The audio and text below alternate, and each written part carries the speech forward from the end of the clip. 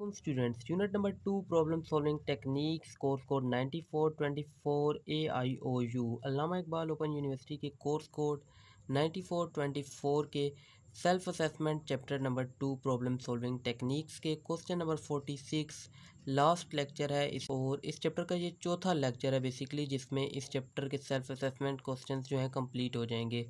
काफ़ी lengthy chapter था ये, जिसे हम आज जो है वो ख़त्म करने वाले हैं। तो जैसा कि आपको पता है इम्तिहान करीब आ चुके हैं, तो इंशाल्लाह अब जो नेक्स्ट लेक्चर्स होंगे उनमें मैं पूरा चैप्टर जो है वो कवर करूँगा। मतलब एक ही जो मेरा लेक्चर होगा, एक ही वीडियो में आपको पूरे जो है सेल्फ असेसमेंट्स कंप्लीट मिलेंगे इंशाल्लाह, और डेली बेसिस पे इंशाल्लाह लेक्चर्स आएंगे। तो अभी डिस्कस करते हैं क्वेश्चन नंबर 46 को। A car travels eight a speed of 72 kilometre per our, how far will it travel in 2.5 hours. तो एक कार है वो ट्रैवल करती है स्पीड 72 किलोमीटर पर आवर की रफ्तार से। How far will it travel in 2.5 hours. तो कह रहे हैं कि एक कार है जो कि चलती है 72 किलोमीटर पर आवर की स्पीड से, मतलब एक घंटे में वो 72 किलोमीटर डिस्टेंस जो है वो कवर करती है। तो वो 2.5 आवर्स में कितना डिस्टेंस जो है वो कवर करेगी। मीन्स कि यहाँ पे क्या फाइंड करना है, डिस्टेंस फाइंड करना है। स्पीड हमें गिवन है कार की 72 किलोमीटर है, और जो टाइम है वो भी गिवन है 2.5 आवर, और डिस्टेंस हमने फाइंड करना है। तो यहाँ पर सिंपली हमने लिख लिया, फिर हमने इसका फार्मूला बना लेना है। जैसे कि पता है speed is equal to distance over time होता है, तो distance is equal to speed into time. Simply यहाँ पर हमने वैल्यूज पुट कर दी हैं इस फार्मूले में। वैल्यूज पुट करने के बाद हमारा जो आंसर है वो आ जाएगा 180 किलोमीटर। तो so the car will travel 180 kilometre in 2.5 hours. Next बात करते हैं क्वेश्चन नंबर 47 की। Convert 2.75 metres to millimetres. तो भी हमें यहाँ पे कह रहा है कि मीटर से मिलीमीटर में जाना है। इससे पहले एक ऐसा सवाल आया था जिसमें हम मीटर से सेंटीमीटर्स में गए थे, या सेंटीमीटर से मीटर में आए थे। तो एक मीटर में 100 सेंटीमीटर होते हैं, लेकिन एक मीटर में 1000 मिलीमीटर होते हैं। तो चूंकि हमने मिलीमीटर्स में जाना है, तो 2.75 मीटर्स जो हैं वो कितने मिलीमीटर बनाएंगे। तो हम 2.75 को 1000 से जब मल्टीप्लाई करेंगे तो ये 27,500 मिलीमीटर बनाएंगे। तो 2.75 मीटर जो हैं वो इक्वल हैं 27,500 मिलीमीटर के। ठीक है, तो नेक्स्ट बात करते हैं क्वेश्चन नंबर 48 की। If a person walks at a speed of 5 kilometre per hour. तो कह रहे हैं एक आदमी है जो कि चलता है 5 किलोमीटर पर आवर की स्पीड से, मतलब एक घंटे में वो डिस्टेंस कवर करता है 5 kilometre. How many metres per minute is that. तो वो कह रहा है कि पर मिनट में वो कितने मीटर डिस्टेंस जो है वो कवर करता है। तो सिंस 1 किलोमीटर जो है वो 1000 मीटर के बराबर होता है, और एक घंटे में 60 मिनट होते हैं। 5 किलोमीटर जो है वो पर आवर में कवर करता है। इट मीन्स कि 5 को जब हम 1000 से मल्टीप्लाई करेंगे ना, क्योंकि एक घंटे में 1000 किलोमीटर होते हैं, तो ये हमारे पास 5000 मीटर पर आवर आ जाएंगे। तो अब पर आवर है, ठीक है, लेकिन हमने जो है पर मिनट में जाना है, तो इस वजह से हम 5000 को डिवाइड कर देंगे 60 पे। तो हमारे पास अप्रोक्सीमेटली 83.33 मीटर पर मिनट आ जाएंगे। तो जो पर्सन वॉक कर रहा था 5 किलोमीटर पर आवर में, वो अप्रोक्सीमेटली वॉक करता है 83.33 मीटर्स पर मिनट की रफ्तार से।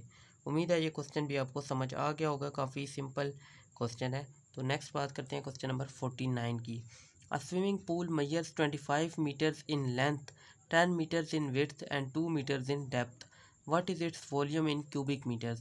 तो कह रहे हैं कि एक स्विमिंग पूल है जो मेजर करता है 25 मीटर लेंथ, 10 मीटर विड्थ और 2 metre depth. What is its volume in cubic metre. तो इस तरह का सवाल एक रिपीट हो चुका है, जिसमें हमें डेप्थ की जगह हाइट बताई हुई थी, और वहाँ पर हमें कोई सिमिलर वैल्यूज़ जो है 4/3/2 मीटर्स बताई गई थी। तो इस तरह बताया नहीं गया था, लेकिन यहाँ पे जो है हमें बताया गया है कि लेंथ है, मीटर है, और हाइट डेप्थ है, सॉरी। सो इसका हमें वॉल्यूम बताना है क्यूबिक मीटर्स में। यहाँ पे देखिए कि मैंने एक जो डायग्राम है वो ड्रा करने की कोशिश की है। बेसिकली जो स्विमिंग पूल है वो 3D शेप है, और यहाँ पर पेज पर उस तरह से बन नहीं सकता। लेकिन ये जो डेप्थ है, मतलब गहराई जो है, वो भी मैंने यहाँ पर शो की है, लेंथ और विड्थ भी शो कर दी है। तो आप यहाँ से आइडिया ले सकते हैं। और ये जो बीच में लाइंस हैं, डॉटेड लाइंस हैं, ये बेसिकली पानी को रिप्रेजेंट कर रही हैं। स्विमिंग पूल चूँकि पानी की गहराई होती है, डेप्थ उसे कहते हैं बेसिकली। तो यहाँ पे हमने लेंथ, विड्थ और डेप्थ यहाँ पे लिख दिया है गिवन डेटा अपना। और जैसा कि हम जानते हैं वॉल्यूम का फार्मूला जो है वो length into width into depth है। तो यहाँ पर उनकी वैल्यूज़ पुट करके हमने 500 मीटर क्यूब आंसर निकाल लिया है। सो जो वॉल्यूम है स्विमिंग पूल का वो 500 क्यूबिक मीटर है, जिसे हम m इंटू 3 भी लिख सकते हैं, m के ऊपर 3 आ जाता है। ठीक है, नेक्स्ट बात करते हैं क्वेश्चन नंबर 50 की। If a train travels eight a speed of 100 miles per hour, एक ट्रेन है वो ट्रैवल करती है अगर 100 माइल पर आवर की स्पीड से, तो वो कितना ट्रैवल करती है 2.5 आवर्स में।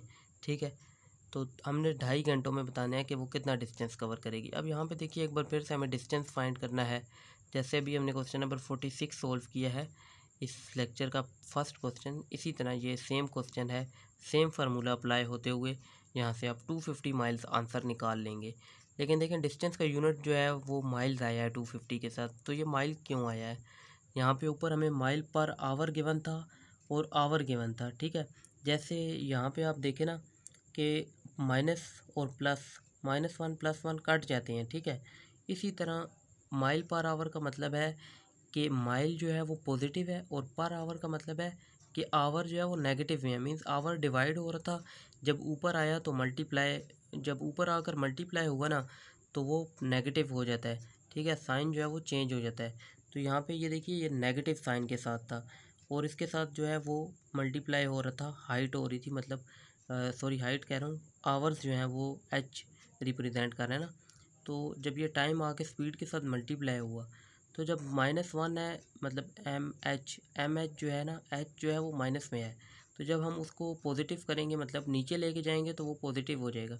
जब वो नीचे जाएगा तो ये एच एच से कैंसिल हो जाएगा, तो एम रह जाएगा। एम जो है वो सिंपली माइल को रिप्रेजेंट कर रहा है, दैट्स वाई यहाँ पे जो है यूनिट 250 के साथ माइल्स आ गया है। ठीक है, तो ये माइल जो है इसके यूनिट की लॉजिक भी मैंने आपको समझा दिया है कि सिंपली जो मतलब आम तौर पे ना आप स्टूडेंट्स जो हैं वो यही समझते हैं कि कटिंग जो हो गई है और जो मल्टीप्लाई हो गया है तो हमने बस सीधा जो है यूनिट लिख दिया। तो यूनिट आता कैसे है इस चीज़ का पता होना चाहिए, क्योंकि बाज़ औक़ात ना यूनिट्स ख़ुद बनाने पड़ते हैं, सीधे बने बनाए नहीं मिल जाते। तो इसलिए यहाँ पे आपको पॉइंट समझाया, अगर यहाँ पर किसी को कन्फ्यूजन हो तो वो दोबारा भी पूछ सकता है, इसमें कोई मसले की बात, परेशानी की बात नहीं है। तो नेक्स्ट बात करते हैं क्वेश्चन नंबर 51 की। तो क्वेश्चन नंबर 51, 52 और 53 ये लास्ट 3 क्वेश्चन जो हैं इस चैप्टर के, ये मोस्ट इम्पोर्टेंट क्वेश्चन है और इन क्वेश्चंस को आपने लाजमी तैयार कर लेना है। तो इसकी डायग्राम भी यहाँ पर मैंने ड्रा की है, कोशिश की है, तो उम्मीद करता हूँ कि ये क्वेश्चन जो है आपको डायग्राम की मदद से अच्छे से समझ आ जाएगा। तो क्वेश्चन को रीड कर लेते हैं। सबसे पहले, a circle is divided into 3 equal sector. ठीक है, एक सर्कल है उसको 3 इक्वल सेक्टर्स में डिवाइड किया गया है, जैसा कि आप ये देखें। ठीक है, अभी आप ये 1 2 3 4 और डॉटेड लाइन्स को छोड़ दें, सर्कल को देखें और 3 इक्वल सेक्टर्स को देखें। ठीक है, यहाँ पे ये देखिए ये 1, ये 2 और ये 3। ठीक है, 1 2 3, तो ये 3 इक्वल सेक्टर में जो है सर्कल डिवाइड हो गया। वो कह रहा है ईच सेक्टर जो है वो फर्दर डिवाइड है 4 इक्वल पार्ट्स में। ठीक है, हर सेक्टर जो है फिर एक सर्कल को 3 सेक्टर्स में डिवाइड किया और फिर हर सेक्टर जो है वो 4 इक्वल पार्ट्स में फिर से डिवाइड है। जैसे कि यहाँ पे मैंने 4 इक्वल तो नहीं बने मेरे से, बट यहाँ पे देखें कि 4 में ना मैंने डिवाइड कर दिया है। तो सेम इसी तरह से हमें बताया जा रहा है। अब उसने बताया कि रेडियस जो है सर्कल का वो 6 सेंटीमीटर है, तो यहाँ पे मैंने रेडियस भी लिख दिया 6 सेंटीमीटर है। अब हमें फाइंड क्या करना है, determine total area of 1 sector and 1 part. ठीक है, total area of total area जो है 1 सेक्टर का फाइंड करना है और एक पार्ट का भी फाइंड करना है। 1 सेक्टर का मतलब है ये जो सर्कल के 3 सेक्टर बनाए थे ना, उनमें से एक सेक्टर का जो है टोटल एरिया फाइंड करना है। फिर एक पार्ट का फाइंड करना है, जो एक सेक्टर में 4 पार्ट्स बनाए हैं ना, उसमें एक पार्ट का भी एरिया जो है वो हमें फाइंड करना है। फिर उसके बाद टोटल एरिया जो है एंटायर सर्कल का जो टोटल एरिया है वो भी हमें फाइंड करना है। तो यहाँ पे आ जाएं, जो सर्कल डिवाइड है 3 इक्वल पार्ट्स में। ठीक है, ये हमें क्वेश्चन से जो डेटा मिला है ना वो यहाँ पे मैंने लिख लिया है कि सर्कल जो है वो डिवाइड हो गया है 3 इक्वल पार्ट्स में और 3 इक्वल पार्ट्स जो हैं वो फर्दर क्लासिफाइड हुए हैं 4 इक्वल पार्ट्स में। ये चीज़ मैंने आपको समझा दी है, डायग्राम की मदद से आप यहाँ से समझ सकते हैं आसानी के साथ। फिर रेडियस जो है वो 6 सेंटीमीटर था। फाइंड जो चीज़ हमने करनी थी total area of 1 sector, total area find करना था एक सेक्टर का, और total area of one part, एक पार्ट का जो है वो वन एरिया फाइंड करना है, ठीक है। उसके बाद आप लोग देखें कि टोटल एरिया जो है वो एंटायर सर्कल का फाइंड करना है, ठीक हो गया। मतलब एंटायर सर्कल जो है ना, इसका टोटल एरिया वो हमने फाइंड करना है। और एरिया ऑफ सर्कल का जो फार्मूला होता है वो होता है A=πr²।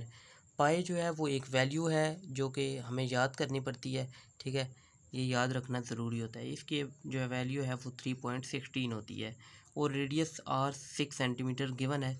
वैसे पाई की वैल्यू यहाँ पर यूज़ नहीं होने वाली, यूज़ कर भी सकते हैं बट हम सिंपली इसी तरह पाई लिखते जाएंगे तो कोई इशू नहीं होगा, ठीक है। आप यूज़ भी कर सकते हैं, अगर पाई को यूज़ कर दें तो भी कोई इशू नहीं है, बट आप इसी तरह लिखते जाएं तभी क्वेश्चन सॉल्व हो जाएगा। तो मैंने पाई की वैल्यू जो है वो यूज़ नहीं की, बट आप लोगों को बताने के लिए यहाँ पे मैंने लिख दी है। तो एरिया =πr² होता है। अब यहाँ पे हम सबसे पहले ना एरिया ऑफ सर्कल फाइंड करें, जो कि यहाँ पे ना सबसे एंड पर है, total area of entire circle. इस पूरे सर्कल का ना हम एरिया फाइंड कर रहे हैं जो हमको सबसे लास्ट में पूछा हुआ है, total area of entire circle, पहले वो फाइंड हो रहा है, ठीक है। एरिया =πr², ठीक है, जो कि πr² के बराबर है। तो यहाँ पे देखिए कि पाई जो है 3.16 है, r 6 सेंटीमीटर है। तो यहाँ पे देखिए कि 6 के ऊपर स्क्वेयर आ गया है, क्योंकि r था ब्रैकेट में मैंने बंद कर दिया, तो 36 पाई सेंटीमीटर स्क्वेयर बन गया एरिया। तो ये एरिया ऑफ सर्कल आ गया, मतलब इस पूरे सर्कल का जो एरिया था ना ये वो आ गया। अब हम एरिया फाइंड करेंगे वन सेक्टर का। तो एरिया जो है वन सेक्टर का फाइंड करेंगे, लेकिन क्योंकि सर्कल जो है वो 3 सेक्टर्स में डिवाइड है, तो 1 का फाइंड करेंगे तो 3 पे डिवाइड होगा, क्योंकि टोटल जो है वो 3 सेक्टर्स हैं। तो 3 सेक्टर और मल्टीप्लाई करेंगे एरिया ऑफ एंटायर सर्कल के साथ, जो कि 36 पाई सेंटीमीटर स्क्वेयर है, ठीक है। तो जब इसके साथ कटिंग होगी 3 12 आर, तो ये 12 पाई सेंटीमीटर स्क्वेयर आ जाएगा। तो ये area of one sector of circle आ चुका है। अब हम फाइंड करेंगे एरिया जो है वन पार्ट का फाइंड करेंगे, ठीक है। यहाँ पे जो हमने पार्ट्स किए थे ना हर सेक्टर में, उनमें एक का फाइंड कर लेंगे, क्योंकि चारों इक्वल होंगे तो फिर वो सबका सेम होगा, ठीक है। तो एरिया ऑफ वन पार्ट का फाइंड करने के लिए अब देखें यहाँ पे जब हमने ना फाइंड किया है, यहाँ पे जब हमने एक पूरे सेक्टर का फाइंड किया है तो तब हमने मल्टीप्लाई कराया है एरिया ऑफ सर्कल के साथ। लेकिन जब हम एक पार्ट का फाइंड करें तब हम इसके अंदर इस सेक्टर के अंदर बात हो रही है, तो हम इस सेक्टर के जो एरिया निकला है ना उसके साथ मल्टीप्लाई कराएंगे। जैसे कि आप यहाँ पे देख लीजिए कि 12 पाई सेंटीमीटर स्क्वेयर निकला था एक सेक्टर का, तो उसके साथ हमने मल्टीप्लाई कराया 1/4 को। 1/4 किधर से आया है, एक पार्ट का हम एरिया निकाल रहे हैं इसलिए 1 आ गया, और 4 टोटल 4 पार्ट्स हैं, दैट्स वाई 1/4 इंटू 12 पाई, और ये कटिंग करके 3 पाई सेंटीमीटर स्क्वेयर आ गया। तो जो रिक्वायर्ड रिजल्ट थे हमारे पास वो आ चुके हैं सब के सब। तो इस तरह से ये क्वेश्चन सॉल्व हो चुका है। नेक्स्ट बात करते हैं क्वेश्चन नंबर 52 की। A swimming pool can be filled by a hose in 6 hours while a drain can empty it in 8 hours। ठीक है, स्विमिंग पूल जो है वो फिल होता है होज से। होज बेसिकली नालियाँ होती हैं जिससे पानी को जमा करते, मतलब पानी आता है पाइप से जो होते हैं, उससे स्विमिंग पूल जो है वो फिल हो जाता है 6 घंटों में, और 8 घंटों में खुश्क हो जाता है। ड्रेन का मतलब है खुश्क हो जाता है, ठीक है। और कह रहा है कि अगर होज और ड्रेन जो है वो ओपन कर दिए जाएँ सिमल्टेनियसली इकट्ठे, तो वो कितना टाइम लेगा फिल होने के लिए पूल। तो आंसर हमने आवर्स में बताना है, मिनट्स में बताना है। तो सबसे पहले देखें वो होज जो है ना, सबसे पहले देखें होज जो है वो फिल करता है पूल को 6 घंटों में। तो इट्स रेट ऑफ फिलिंग जो है वो 1/6 of the pool per hour है, ठीक है। टोटल 6 घंटे थे, 1 घंटे के हिसाब से 1/6 हो गया। जैसे यहाँ पीछे हम करते आ रहे हैं, देखें कि 1/4 टोटल में, टोटल 4 पार्ट्स थे तो नीचे 4 आ गया, और एक का कर रहे हैं तो ऊपर 1 है। इसी तरह अब यहाँ पे 1 घंटे के हिसाब से करेंगे तो टोटल जितने घंटे हैं वो डिवाइड में चले जाएंगे, तो ये 1/6 आ जाएगा। सेम इसी तरह ड्रेन का हम निकाल लेंगे। यहाँ पे चूँकि हमें देखें 8 गिवन था ना, तो यहाँ पे 1/8 हो जाएगा, पर आवर के हिसाब से 1/8 हो जाएगा। जब इन्हें हमने सिमुल्टेनियसली अगर ओपन कर लें तो 1/6 माइनस 1/8। अब ये माइनस क्यों हो रहा है? अब आप लोगों का सवाल यही होगा कि यहाँ पे ये माइनस क्यों हो रहा है। माइनस इसलिए हो रहा है, देखो दोनों को जब इकट्ठे ओपन किया है इट मीन्स कि खुशक भी हो रहा है और भरी भी जा रही है। जब दो काम इकट्ठे हो रहे हैं दो अलग वेज में, तो जाहिर सी बात है वो माइनस ही होगा ना। अगर पॉजिटिव तब होंगे जब एक वे में हो। मीन्स इसकी मिसाल कुछ इस तरह से आपको देता हूँ कि एक मिस्त्री और एक मज़दूर है। मज़दूर जो है वो मसाला बनाता है और मिस्त्री जो है वो मसाला लगाता जा रहा है। तो जो मसाला है वो क्या हो रहा है, वो माइनस हो रहा है, कम होता जा रहा है, क्योंकि मज़दूर बना रहा है और मिस्त्री लगा रहा है। इसी तरह यहाँ पे माइनस हो रहा है, क्योंकि जो होज़ है ना वो पानी को भर रहा है और ड्रेन जो है वो पानी को खुश्क कर रहा है। तो यहाँ पे दो अलग काम हो रहे हैं, इस वजह से यहाँ पे माइनस का साइन आ गया। समझ आ गई बात। अब हमने जो एलसीएम ले लिया, मैंने कहा एलसीएम भी आपको सिखा दूँ, मे बी किसी को मैथ में इंटरेस्ट नहीं होता, उसको एलसीएम लेना भी नहीं आ रहा होता। तो एलसीएम कुछ इस तरह से लिया जाता है कि 2 3 ज़र 6 हो गया, 2 4 ज़र 8 हो गया। अब 3 पे 2 के टेबल के साथ नहीं जा सकता, बट 2 के टेबल पे 4 जा सकता है। तो जब हम 4 को सोल्व कर रहे हैं ना, तो ये वाला जो है दूसरा, ये इसी तरह एज इट इज़ नीचे आता रहता है। तो 2 2 ज़र 4, 2 1 ज़र 2, अब 3 1 ज़र 3, 1 इसी तरह आ गया। तो अब इन को मल्टीप्लाई कर लेना जो इस तरफ निकलते हैं। 2 2 ज़र 4, 4 2 ज़र 8, 8 3 ज़र 24, तो ये 24 आ जाते हैं। अब 6 4 ज़र 24 होता है, 4 1 ज़र 4, ठीक है। 8 3 ज़र 24 होता है, 3 1 ज़र 3, 4 - 3 1/24 आ गया, ठीक है। अब ये पर आवर में आ गया। जब हम इसे चेंज करेंगे जैसे हमें गिवन था ऊपर, तो फिर ये 24 आवर्स आंसर आ जाएगा। तो देखिए, pool is being field at the rate of 1/24 hour of the pool पर आवर। तो ये देखिए यहीं पे ये मैंने लिख दिया है कि ये पूल जो है पर आवर के हिसाब से बताया गया है। पूल जो है फिल कर रहा है 1/24 it's total capacity per hour के हिसाब से, जो कि टाइम रिक्वायर्ड होता है फिल करने के लिए।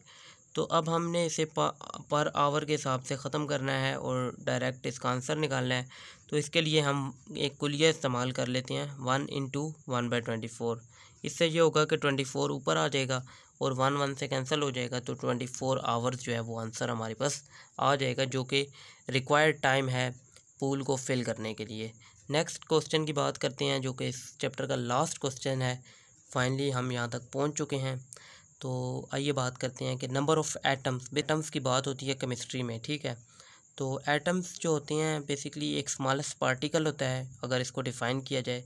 बट चूँकि हमने क्वेश्चन सोल्व करना है, हमने इसकी डेप्थ में नहीं जाना। बट मैं बता दूं कि ये इतना स्मॉलेस्ट पार्टिकल होता है, जैसे यहाँ पे मैंने ना ये देखिए डॉट्स ड्रा करने की कोशिश की है। तो ये जो पहला डॉट है, ठीक है, ये जो पहला डॉट है ये देखिए बहुत वाज़ेह है। फिर कुछ मैंने ना डॉट को हल्का करता क्यों, लेकिन ये सब डॉट आपको बआसानी अपनी आई से, अपनी आँख से नज़र आ रहे हैं, ठीक है। तो जो एटम होता है ना वो इतना बारीक होता है कि वो इस डॉट से भी इतना छोटा होता है कि वो नज़र भी नहीं आता, और वो मिट्टी के अंदर जो है बहुत ज़्यादा होते हैं या। बट अब हम ना उसकी डिटेल में नहीं जा रहे, मैं आपको सिर्फ थोड़ा इसका ना ओवरव्यू दे रहा था। अब जो है ना इस क्वेश्चन को सोल्व कर लेते हैं। तो नंबर ऑफ़ एटम्स जो है typical grain of sand is estimated to be about 10⁻18, ठीक है। जो 18 ऊपर लिखा है इसको हम पावर पढ़ते हैं, ठीक है। तो ये 10⁻18 जो है ग्रेन है सैंड है। तो टोटल जो है वो ग्रेन ऑफ सैंड जो है एस्टिमेट हिसाब लगाया गया है वो 10⁻18 है, और अप्रोक्सीमेटली 7.5 10⁻9 7.5 × 10⁻9 जो पीपल हैं वर्ल्ड के वो मौजूद हैं, ठीक है। तो ये भी एक अप्रोक्सीमेटली बताया गया है कि टोटल इतने मौजूद हों अगर दुनिया में लोग, तो आपने एस्टिमेट लगाना है कि कितने ग्रेन ऑफ सैंड जो है वो पर पर्सन को आएंगे, मतलब उसके हिस्से में आ सकते हैं, मौजूद होते हैं अर्थ पे, ज़मीन में। तो देखिए given that approximately 7.10⁻9 people on earth, ठीक है। गिवन हमें क्या है कि अप्रोक्सीमेटली 7.5 10⁻9 पीपल जो हैं वो अर्थ पर है मौजूद हैं, ठीक है। और एस्टिमेट करना है नंबर ऑफ़ ग्रेन्स पर पर्सन के हिसाब से जो नंबर ऑफ़ ग्रेन्स हैं वो हमने एस्टिमेट लगाना है। तो हम एज्यूम कर लेते हैं कि जो नंबर ऑफ़ ग्रेन्स हैं सैंड के वो प्रोपोर्शनल है नंबर ऑफ़ पीपल के, ठीक है। जो जितने आदमी मौजूद हैं दुनिया में उसके प्रोपोर्शन कर लेना है हमने ग्रेन्स ऑफ सैंड को। तो grains of sand per person जो है, मतलब grain of sand per person जो है वो इक्वल होगा total number of grain of sand. So total number of grain of sand per person is equal to total number of grain of sand over total number of peoples. तो total number of grain of sand 10⁻18 है और total number of people जो है 7.5 × 10⁻9 है। तो ये 1/7.5 होगा, इसको हमने अलहदा लिख लिया, और जो पावर्स वाले हैं उनको हमने अलहदा लिख दिया। जो 10⁻9 है ऊपर जाएगी तो वो नेगेटिव हो जाएगी, तो वो -9 हो गई है।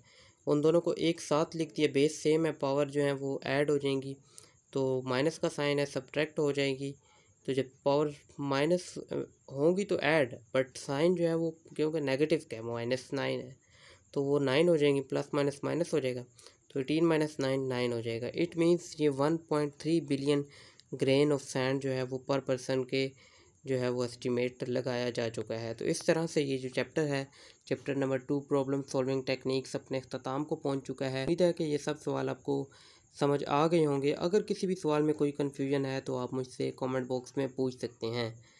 इंशाल्लाह नेक्स्ट लेक्चर्स में चैप्टर नंबर 3 को डिस्कस करेंगे और एक कंप्लीट वीडियो लेक्चर होगा जिसमें चैप्टर नंबर 3 के मुकम्मल सेल्फ असेसमेंट के क्वेश्चंस आपके साथ शेयर किए जाएंगे। दुआओं में याद रखिएगा। मुझे दीजिएगा इजाज़त। अल्लाह हाफिज़।